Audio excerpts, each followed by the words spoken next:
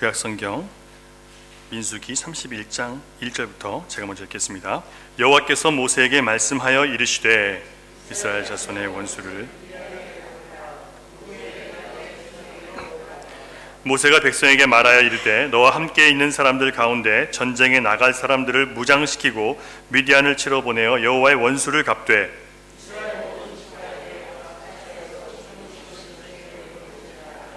각 지파에서 1000명씩 이스라엘 100만 명 중에서 12,000명을 택하여 무장을 시킨지라.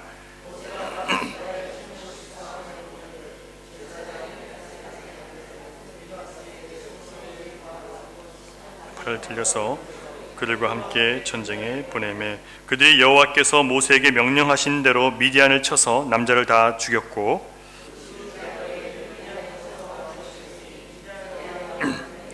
레김과 수루와 후루와 레바이며 또 부올의 아들 발람을 칼로 죽였더라. 이스라엘 자손이 미디안의 부녀들과 그들의 아이들을 사로잡고 그들의 가축과 양떼와 재물을 다 탈취하고 탈취한 것, 노력한 것, 사람과 짐승을 다 빼앗으니라. 노력한 것과 탈취한 것을 가지고 여리고 맞은편 요단강가 모압 평지의 진영에 이르러 모세와 제사장 엘르아살과 이스라엘 자손의 회중에게로 나아오니라. 아멘. 전문가들의 말을 빌리면 우리 삶의, 우리 생활의 습관이 우리의 건강과 밀접한 관련이 있다고 그렇게 얘기를 합니다. 설탕, 내 몸을 해치는 치명적인 유혹이라는 책을 제가 이렇게 요약본을 좀 봤는데요. 설탕의 이 달콤한 맛은 우리의 입맛과 기분을 좋게 해주기 때문에 사람들이 단 음식을 좋아한다라고 이렇게 얘기를 합니다. 우리가 흔히 피곤해지고 이렇게 무기력해지면 당 떨어진다라는 얘기를 하잖아요. 실제로 포도당 성분은 두뇌와 몸이 원활하게 기능하기 위해서 필요한 그런 성분이라고 합니다. 여러분도 아시겠지만요. 그런데 현대인들은 이 설탕을 과도하게 섭취하고 있기 때문에 이 설탕에 있는 과당이 인간에게 많은 해로운 영향력을 끼친다는 거예요. 그 중에 특별히 이 과당은 인간이 가지고 있는 식욕 통제 시스템을 기능을 하지 못하게 만들어서 과식을 하도록 유도한다는 거예요. 그래서 단 음식을 좋아하는 사람들은 자기가 이 몸 안에 있는 뇌에 있는 식욕을 막게 해주는 기능이 작용을 잘 못한다는 거예요. 그리고 이 설탕을 많이 먹다 보면 모든 성인병, 만성질환의 근본 원인인데 선진국일수록 설탕 소비가 많고 성인병에 시달리는 사람이 많다고 얘기를 합니다.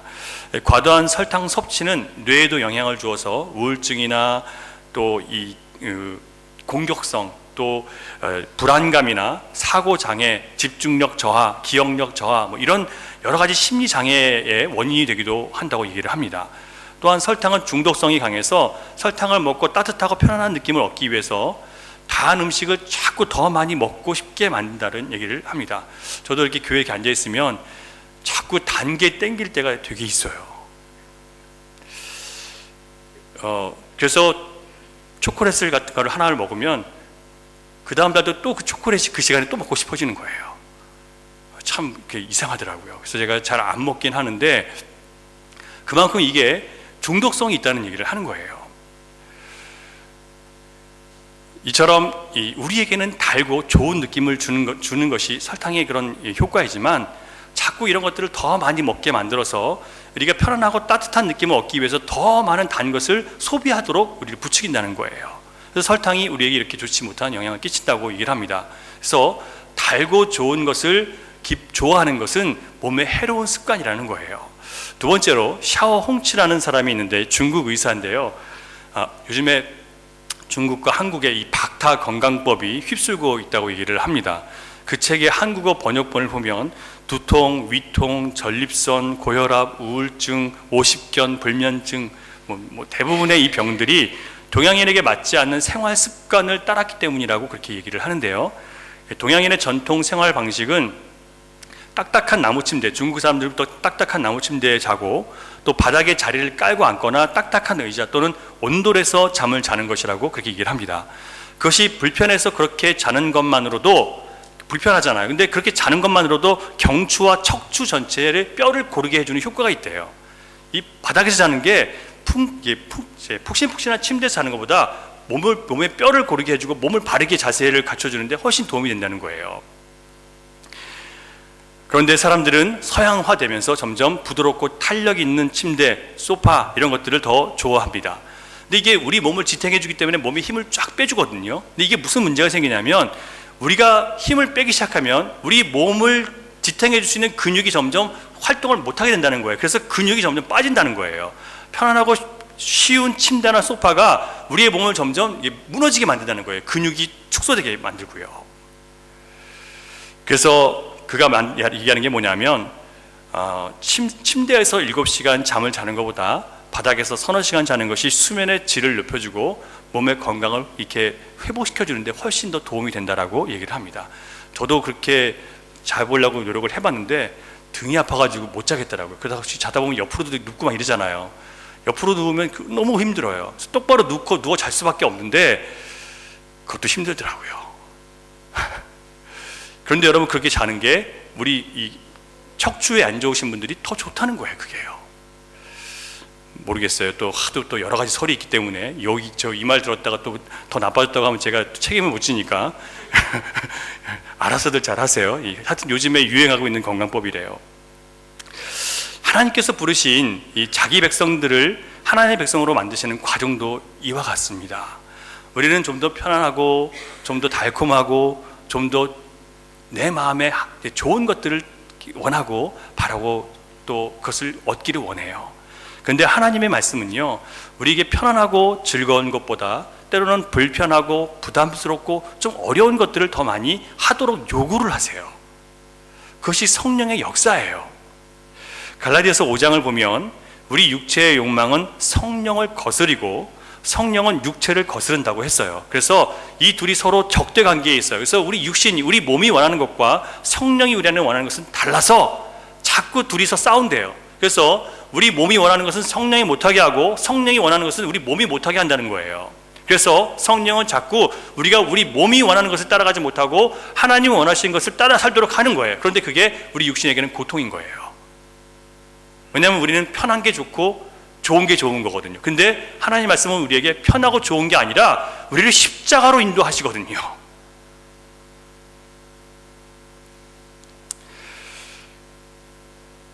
갈라디아서 5장 18절, 19절을 보시면 왜 하나님께서 육체가 원하는 것을, 성령께서 육체가 원하는 것을 못하게 하는 것인지에 대해서 나와 있습니다. 같이 한번 읽어볼게요.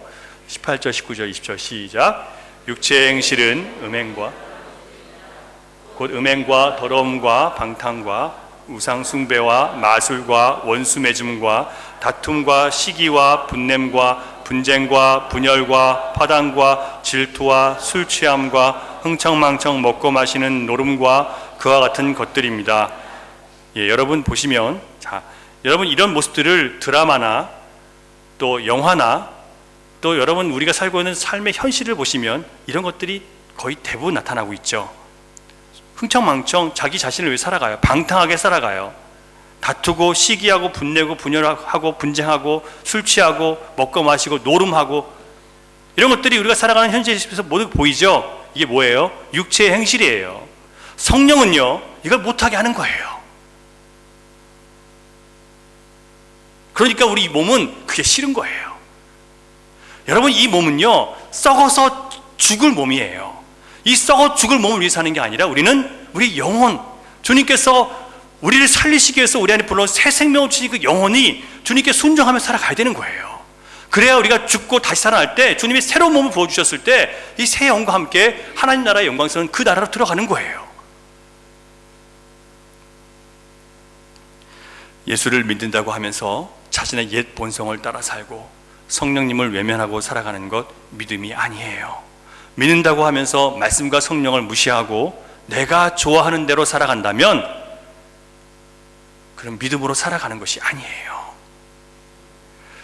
성령님은 성도로 하여금 좋은 습관을 갖도록 인도하십니다. 그 습관은 육체가 원하는 것을 금지하고 하나님이 기뻐하시는 일을 하게 하는 거예요. 그렇다고 해서 여러분 육신이 원하는 모든 것을 다 못하게 하는 게 아니라 절제하게 하세요. 과도하게 나가지 못하게 하시고 과도하게 빠지지 않게 하시는 분이 성령님이세요. 여러분, 주님도 우리가 세상에서 기뻐하고 즐거워하는 거 원하시고 먹고 마시면서 낙을 누리는 거 주님 기뻐하세요. 단 거기에 빠져서 살아가는 거 주님이 금하시는 거예요. 왜냐하면 우리가 영적 분별력이 흐려지기 때문에 그래요. 기도하지 않고 말씀 안에 살지 않기 때문에 주님이 그걸 금하시는 것이지, 우리가 세상을 등지고 수도원 가서 살고 절에 가서 살라고 말하는 게 아니에요. 절은 취소입니다. 절이 여러분, 성령님은 우리가 주님을 따르는 쉽지 않은 길,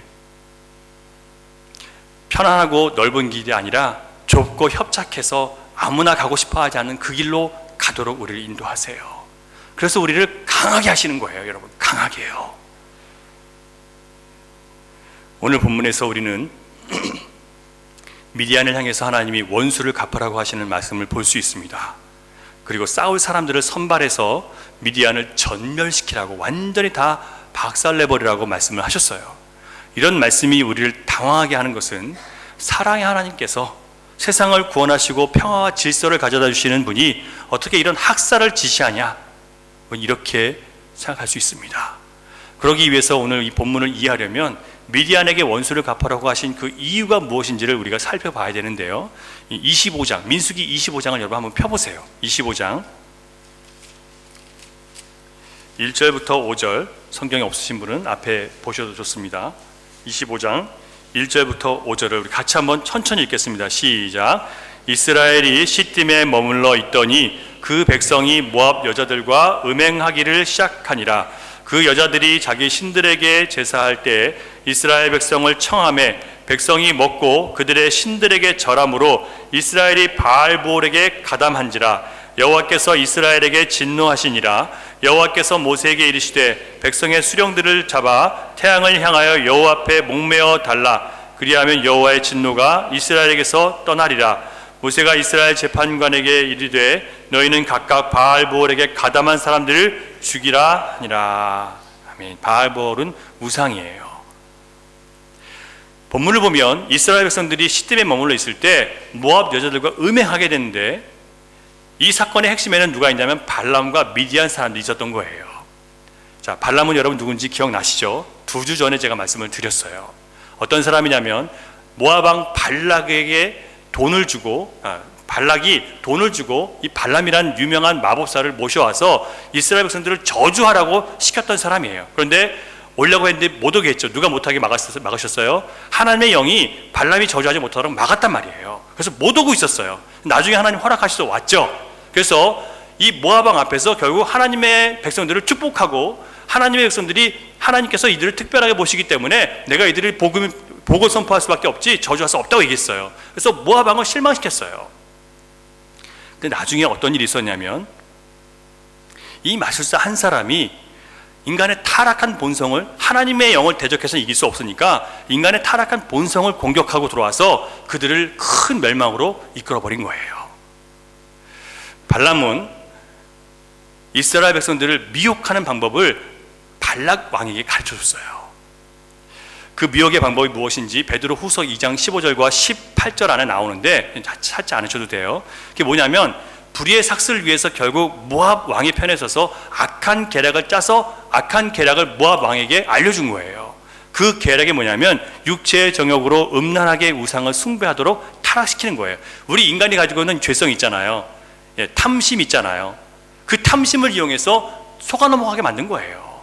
하나님의 영은 이기지 못하니까 누굴 공격해요? 인간, 이 약한 인간을 공격해서 이 마귀와 똑같은 거예요. 그래서 넘어뜨리는 거예요. 계시록 2장 14절에서도 간접적으로 그 계략이 무엇인지를 밝히고 있는데요. 제가 읽어드릴게요. 그러나 네게 두어 가지 책망할 것이 있나니 거기 네게 발람의 교훈을 지키는 자들이 있도다. 아시아 7교회에 주시는 말씀 중에서 지금 그 중에 한 교회에 주신 말씀인데요. 발람의 교훈을 지키는 자들이 있는데, 발람이 발락을 가르쳐 이스라엘 자손 앞에 걸림돌을 놓아 우상의 제물을 먹게 했고 행음하게 했다 그랬어요. 발람이 발락에게 가르쳐서 걸림돌을 놓게 한 거예요. 걸려 넘어지게 한 거예요. 우상의 제물을 먹게 하고 행음하게 했다. 여러분, 발람의 유혹은 아주 교묘하고 치명적이어서 평화를 가장해서 바알을 섬기는 제사의식에 이스라엘 백성들을 초대하게 한 거예요. 당시 바알 종교는 모든 인간들이 좋아하는 물질적인 풍요, 그리고 번영, 화려한 문화, 인생의 재미를 주는 그런 신으로서 근동 지역에서 무려 1000년 동안 이어왔던 강력한 종교예요. 왜 강력했냐면 인간이 좋아하는 모든 것들을 다 이루어주는 종교였거든요. 인간의 탐욕을 가장 잘 반영한 종교가 바로 이 바알 종교예요. 발람은 모압 사람들로 하여금 바알의 이 화려한 제사에 이스라엘 백성들을 초대하도록 시켰어요. 하나님의 영을 이기지 못하니까 하와가, 뱀이 하와를 속였던 것처럼 똑같은 방법으로 바로 탐심과 정욕을 이용해서 하나님의 계명을 어기게 만드는 거예요. 자, 생각해 보세요, 여러분. 40년 동안 만나와 메추라기만 먹고 끼니를 때웠던 사람들이 진수성찬으로 차려진 제사 음식과 술을 보면서 여러분 어떤 마음이 들었겠습니까? 눈이 돌아가지 않았을까요, 여러분? 광야의 메마른 땅과 40년 동안 천막생활하던 자들에게 가나안 땅의 이 화려한 신전들과 번듯한 건물들, 그리고 풍성한 잔치 자리가 얼마나 그들의 마음을 홀딱 반하게 했겠습니까, 여러분? 발람은 모든 인간의 감각을 다 만족시켜주는 세상 최고의 행복을 이스라엘 백성들에게 맛보도록 준비해 준 거예요. 그 결과 백성들은 영적 분별력을 상실했고 하나님의 계명을 완전히 잊어버린 거예요. 여러분 잘 들으세요. 인간이 원하는 모든 것을 다 만족시켜주고 최고의 기쁨을 누리게 해준다고 얘기하는 종교는 다 우상이에요. 절대 하나님은 그렇게 하지 않으세요, 여러분. 왜냐하면 그렇게 되면 영적 분별력을 잃어버려요.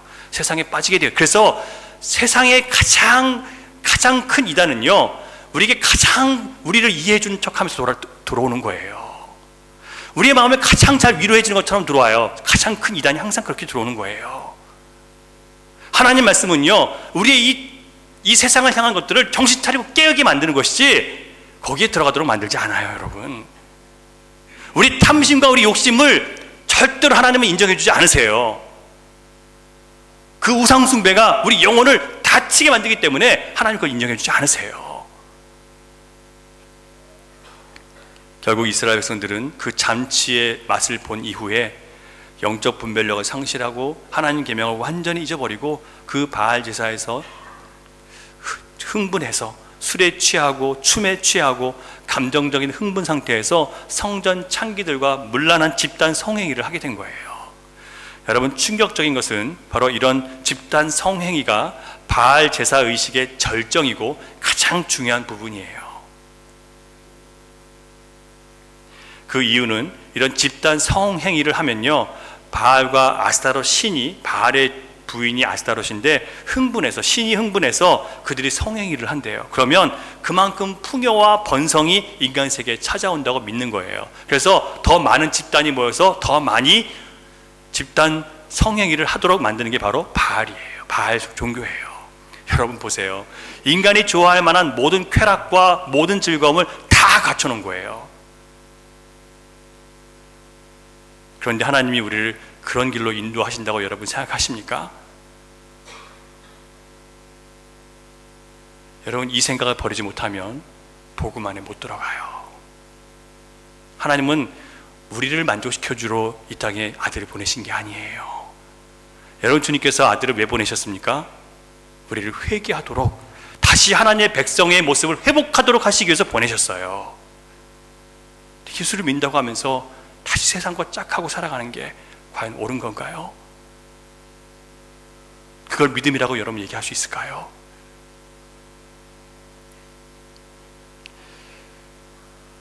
하나님께서 우상을 숭배하고 이방 여인들과 음행한 자들을 죽이라고 말씀하셨습니다. 이것은 범죄한 자들은, 하나님 앞에 범죄한 자들은, 우상 숭배한 자들은, 하나님보다 세상을 짝하고 그것이 삶의 목적인 사람들은 반드시 그 마지막이 죄의 삭, 사망이라는 것을 미리 경고해 보여주시는 거예요. 이제 그들은 가나안 땅에 들어갈 거예요. 이제 가나안 땅에 들어가면 더 화려하고 더 멋진 것들이 그들 앞에 기다리고 있어요. 이 경고를 통해서 들어갔을 때 절대로 거기에 빠지지 않도록 주님이 경고하시는 거예요. 하나님이 미디안의 원수를 갚으라고 하신 것은 하나님의 백성들을 다시 타락과 우상숭배와 다시 세상을 향해 무너지게 하는 모든 것들이 바로 하나님의 원수라고 말씀을 하시는 거예요.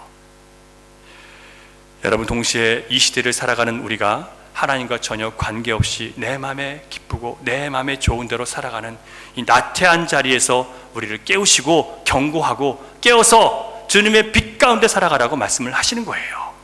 여러분, 우리가 달고 우리가 편한 것을 추구하면 우리는 하나님으로부터 멀어지게 되어 있어요. 우리 영적인 건강이 해쳐지게 되어 있어요.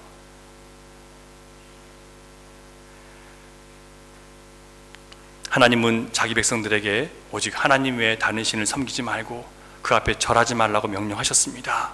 이것은 하나님께서 이기적이라서 그러신 게 아니라 하나님은 우리의 영혼이 어떻게 영화롭게 되는지를 하나님은 아세요.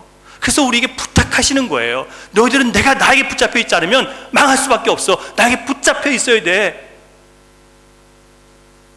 왜 여러분 하나님의 안타까운 그 부르심을 못 듣고 하나님은 도대체 뭔데 우리를 하나님 마음대로 하라 그래 이렇게 얘기하시단 말이에요. 여러분, 이렇게 얘기하는 사람들이 얼마나 많은 줄 아세요?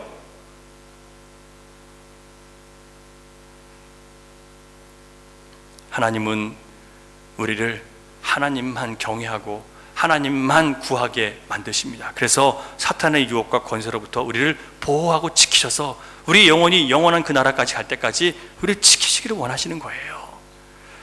하나님은 이 사건을 통해서 우리가 세상의 쾌락과 번영과 풍요 자체가 주는 만족과 즐거움에 빠지면 영적 분별력을 잃어서 그리고 결국 무뎌져서 범죄할 수밖에 없고 패망한다는 것을 보여주고 계십니다. 여러분, 기억하세요. 세상의 쾌락과 번영과 풍요 자체가 주는 만족과 즐거움에 빠지지 않으셔야 됩니다. 여러분에게 최고의 가치는 하나님께 예배드리는 삶이셔야 돼요. 그래야 여러분 영혼이 넘어지지 않을 수 있어요.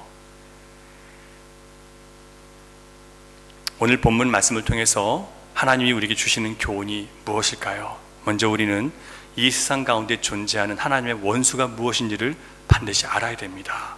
하나님은 미디안을 여호와의 원수라고 부르셨어요. 그래서 원수를 갚으라고 하셨습니다. 여호와의 원수는 뭐냐면요, 하나님께서 택하신 백성들, 여러분과 저를요, 세상에 보암직하고 먹음직하고 그것을 먹으면 우리가 더 지혜롭게 되고 더 영광스럽게 되고 더 멋지게 보일 수 있는 그런 것들이 우리를 유혹하게 만드는 모든 것들, 그게 바로 하나님의 원수예요. 그리고 거짓 복음을 전하는 모든 사람들이 바로 하나님의 원수입니다. 그런 의미로 볼 때 신자가 가장 경계해야 될 것은 하나님의 영광보다 자기의 만족과 즐거움을 위해서 살고 자기의 행복과 자신의 형통과 감정적인 위로와 만족을 얻기 위해서 예배의 자리에 찾아오는 것, 이걸 반드시 경계하셔야 돼요. 여러분, 우리가 예배하는 이유가 뭡니까? 하나님께서 우리를 위해서 하신 일들, 무엇이요? 세상을 창조하시고 다스리시고 자기 백성들을 구원해내시고 영원한 그 나라 갈 때까지 우리를 지탱하시고 다시 아들을 보내셔서 우리를 영생으로 인도하실 그 하나님을 믿기 때문에 우리가 감사로 예배하는 게 바로 예배예요. 이걸 모르면 예배할 이유가 없는 거예요. 그걸 모르니까 뭐하러 오는 거예요? 내가 예배함으로 내 삶이 좀 잘 되고 문제가 좀 해결되고, 여러분, 그거는 두 번째 문제예요. 아니요, 세 번째, 네 번째 문제예요. 가장 중요한 것은 우리가 하나님을 정말 나의 아버지로 모시고 예수 그리스도를 나의 주로 모시고 성령의 인도하심을 따르고 살아간다면 진정한 예배를 우리가 드릴 수 있어요. 세상을 이길 수 있어요. 이기고 돌아와서 하나님 앞에 주님, 이렇게 우리가 이겼어요 라고 자랑하며 기뻐할 수 있어요. 때로 무너졌을 때 하나님, 내가 이렇게 무너졌어요, 주님 나를 붙잡아 주시고 다시 일으켜 주시고 용서해 주십시오, 기도할 수 있는 거예요. 그래서 여러분, 예배 자리는요, 기쁨이 있고 축복이 있고 감사가 있고 회복이 있는 곳이에요. 하나님 안에서 여러분 예배하시면 이런 놀라운 역사가 있어요. 나를 벗어나셔야 돼요.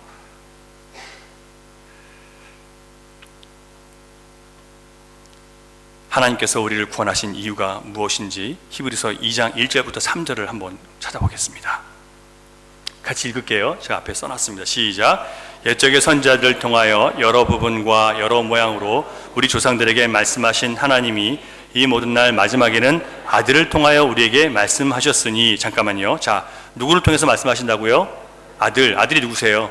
예수 그리스도시죠. 이 마지막 시대는 지금 우리가 누구의 말을 들어야 된다고요? 예수 그리스도의 말씀을 귀를 기울이고 들으셔야 돼요. 여러분, 제가 이상한 설교합니까? 이 마지막 시대에 우리가 누구를 더 귀 기울여야 된다고요? 아들 예수 그리스도께 더 귀를 기울이시고 그 말씀을 사모하셔야 돼요. 그러면 여러분, 영혼은 살아요. 여러분, 사탄이 여러분 유혹하지 못해요. 세상에 좋고 화려한 것들이 여러분을 유혹하지 못해요. 그런 것들을 즐기고 기뻐하고 감사할 수 있지만 그것들이 여러분 마음을 빼앗지 못해요. 뭐가 중심이면요, 그리스도의 말씀이 여러분 다스리면 절대 그것이 못 뺏어요, 여러분을요. 계속해서 이 아들을 만유의 상속자로 세우시고 또 그로 말미암아 모든 세계를 지으셨느니라. 자, 아들이 세상의 상속자래요. 하나님께서 모든 세상을 누구에게 주셨다고요? 아들 예수님께 주셨어요. 자, 그러면 이 세상의 주인 누구세요?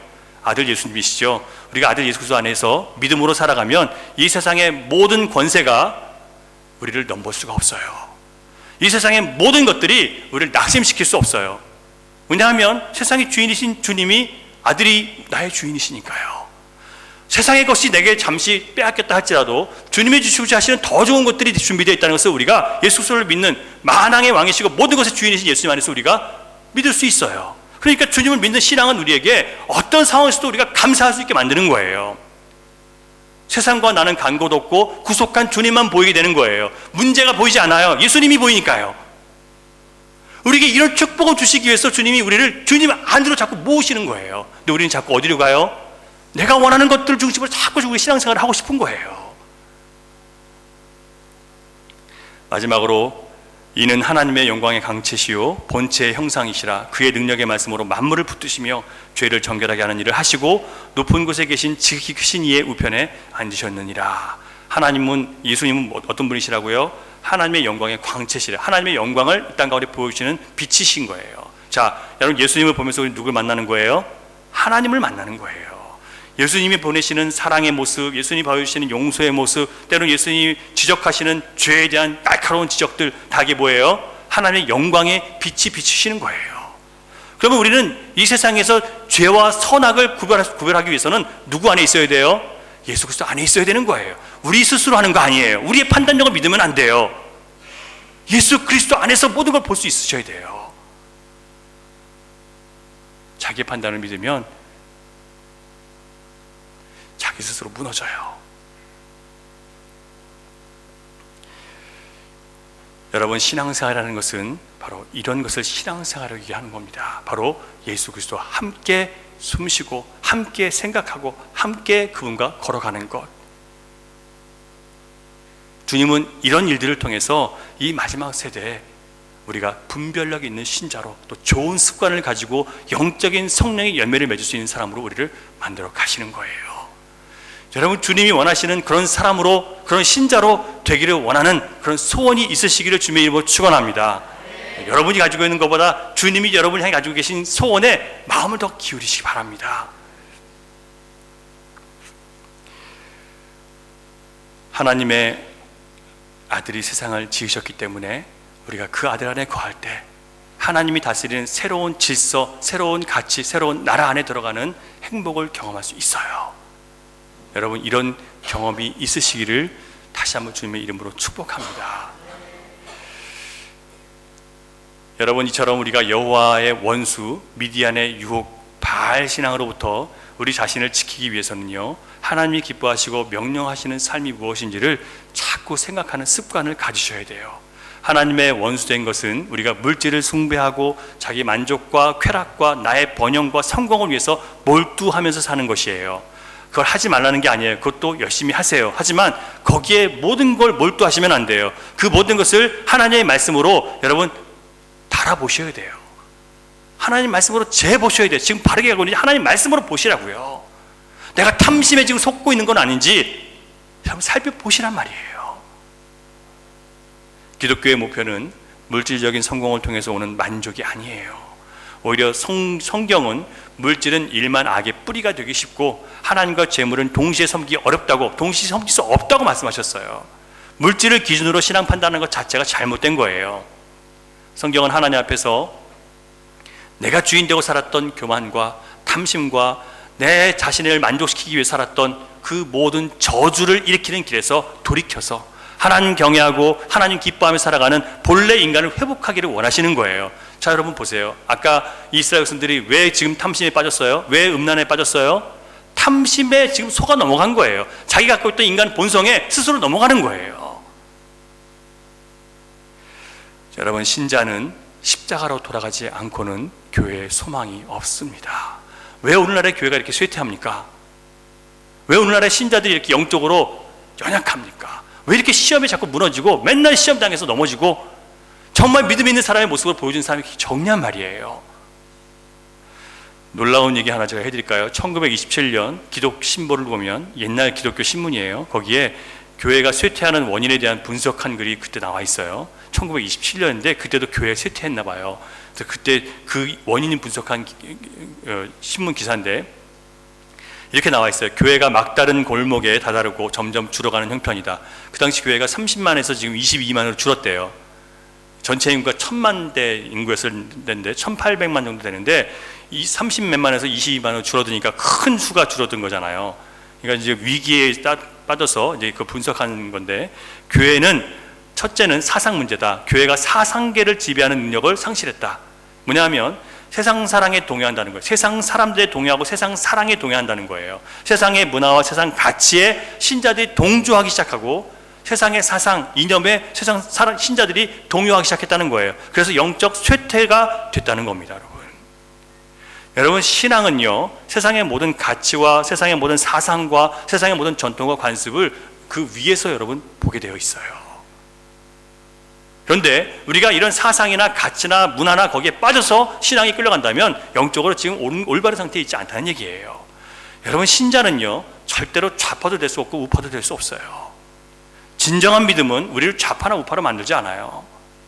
진정한 믿음은요 오직 하나님의 뜻이 이루어지기를 바라는 것 때문에 때로는 좌파일 수도 있고 때로는 우파처럼 보일 수도 있어요. 하지만 진정한 신자를 좌파다 우파다 얘기할 수 없어요. 근데 신자들 중에서 자기가 좌파다, 자기가 우파다 얘기하는 사람들이 있어요. 여러분, 그건 잘못된 믿음이에요. 그거는 이 이념이 그 사람의 가치를, 신앙적인 가치를 침범해버린 거예요.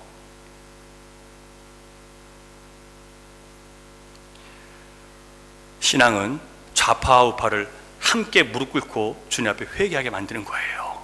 그게 신앙이에요. 그런데 그 당시에 그게 안 된 거예요. 교회가 쇠퇴하는 거죠. 두 번째 쇠퇴 원인은 경제 문제였어요. 생활 문제. 사회와 경제가 피폐하여 교회는 재정 핍절로 현상 유지가 어렵다. 교회가 영적으로도 쇠퇴하고 경제적으로도 가난해서 안 되는 거예요. 근데 거기에 대한 해결책으로 그 글 쓴 사람이 뭘 제안했냐면 초대교회처럼 서로가 자기 것을 풀어서 나누고 베풀자. 그렇게 얘기하고 있어요. 그러니까 자기 가족과 자기를 위해서 자기는 재산이 있지만 함께 나누지 않았던 거예요.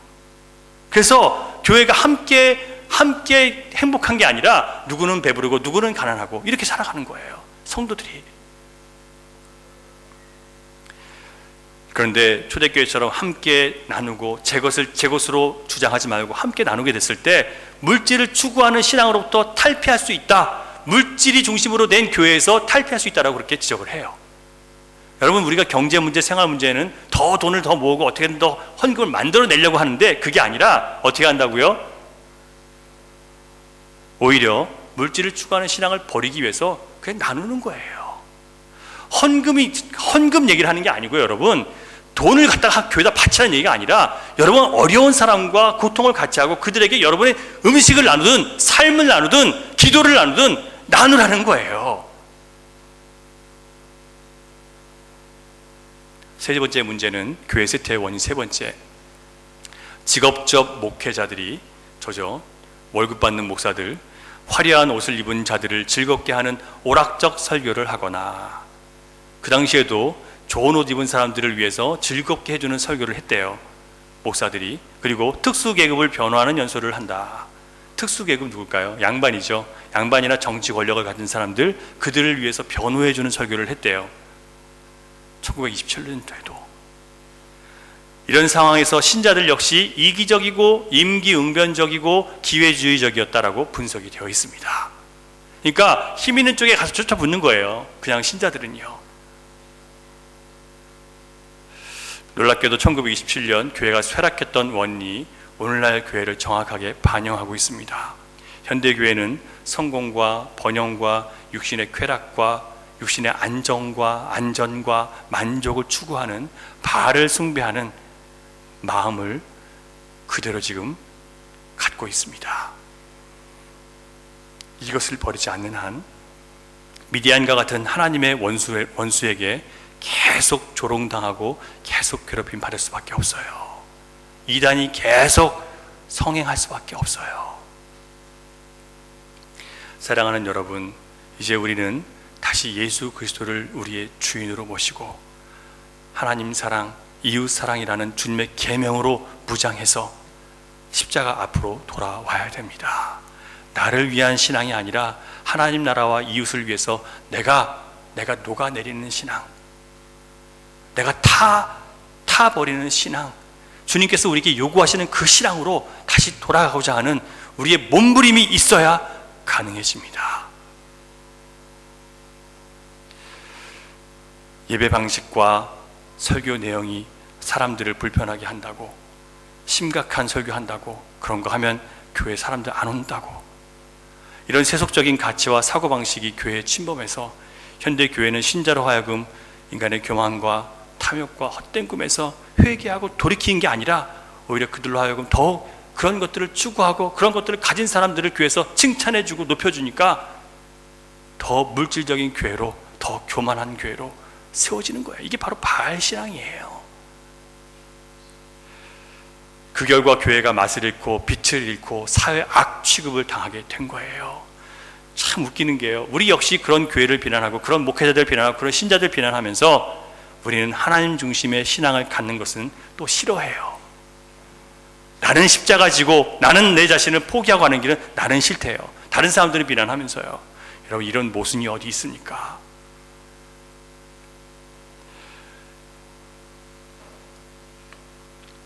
십자가를 지지 않고 부담 없이 편안하게 좁은 길이 없는 그런 신자의 길은 없습니다. 주님은 그런 신자의 길을 우리에게 허락하신 적이 없어요. 교회는 자기 자신의 만족과 탐욕과 이익을 위해서 살아가는 자들이 거기서 돌이켜서 하나님 보시기에 정직하게 살도록 도전하게 만드는 훈련 공동체입니다. 그래서 남을 위해서 희생하도록 가르치고 그런 시간들을 만들어내는 게 교회가 할 일이에요. 여러분들은 거기에 참여하시면서 나와 내 가족의 행복만을 위해서 사는 우리의 이 본성적인 이기심에서 좀 벗어나서 하나님과 이웃을 위해서 살아가고 더 영광스럽고 보람있고 풍성한 기쁨을 체험하도록 교회는 기회를 제공하고 여러분들은 그 기회에 여러분 자신을 내어드리는 거예요. 그래서 좋은 교회가 세워지는 거예요.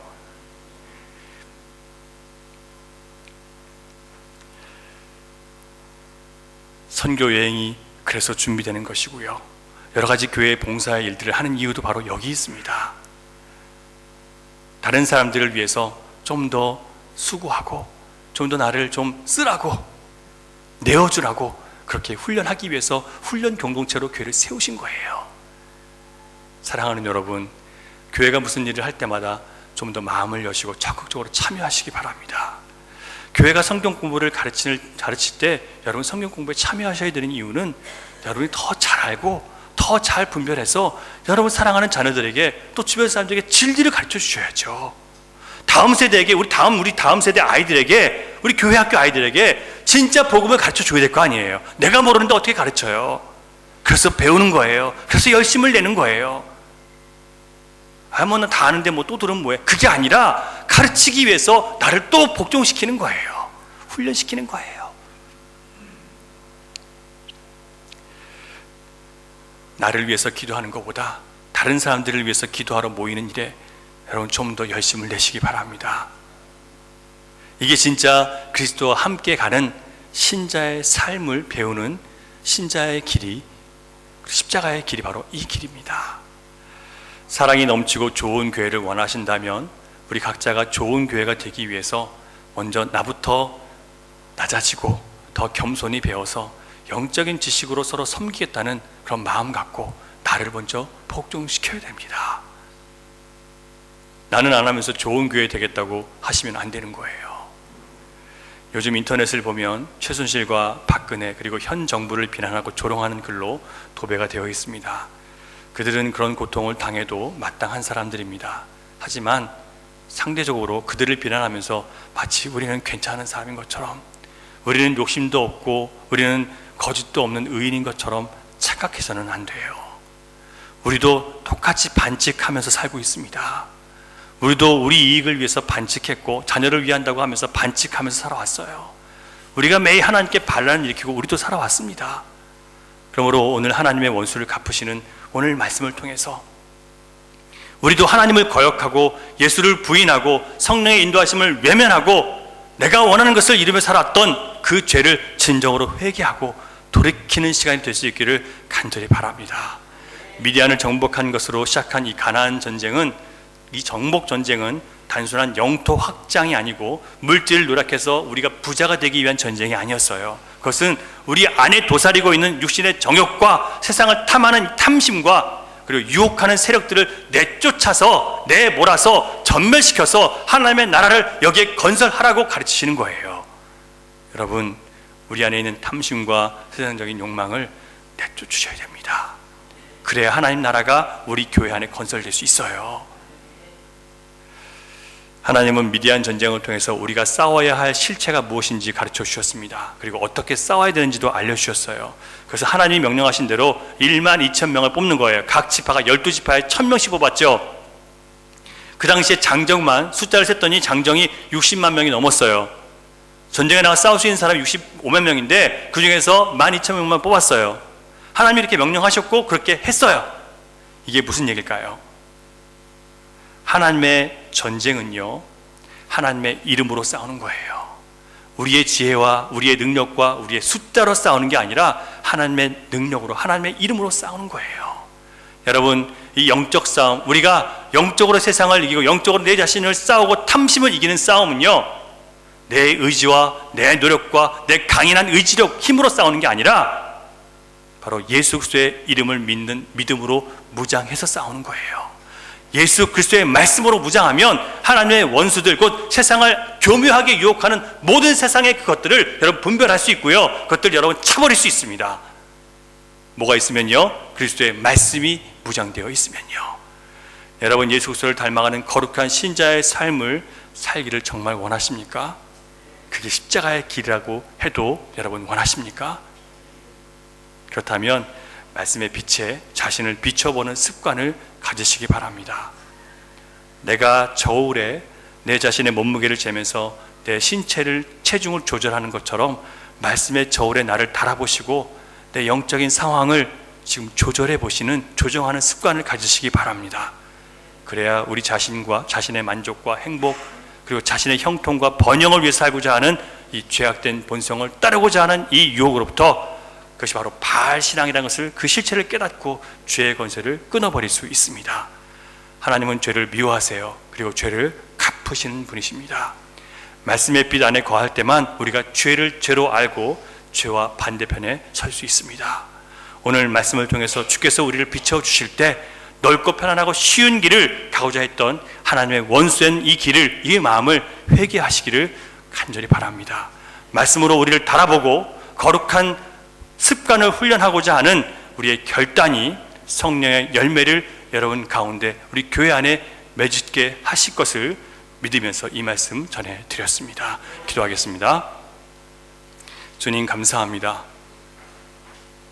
우리의 탐심과 유혹을 내 지혜와 내 의지력으로는 이길 수가 없고 분별해낼 수가 없습니다. 그래서 주님께서 우리에게 하나님 말씀으로 나를 돌아보고 하나님 말씀으로 나를 달아보라고 하신 이 말씀을 다시 한번 우리 마음판에 새깁니다. 우리 안에 도사리고 있는 육신의 정욕과 세상을 탐하는 마음, 보기 좋고 먹음직스럽고 나를 멋있게 보이고 나를 유명하게 보이고 나를 영화롭게 보이는 것을 추구하는 우리의 죄악된 모습들을 다 내쫓아 주시고 오직 하나님을 영화롭게 하며 예수 그리스도를 주인으로 모시고 주님을 자랑하며 살아가는 그런 거룩한 입술을 낼 수 있도록 주여 우리를 깨우쳐 주시옵소서. 오늘도 그 길을 걸어가기로 다짐하고 주님, 내가 좋은 길을 선택하며 살았던 길을 회개하는 하나님 자녀들을 주님 붙잡아 주시고 거룩한 습관을 통해서 거룩한 열매를 맺을 수 있도록 주여 인도해 주시옵소서. 믿사오며 예수님 이름으로 기도하옵나이다. 아멘.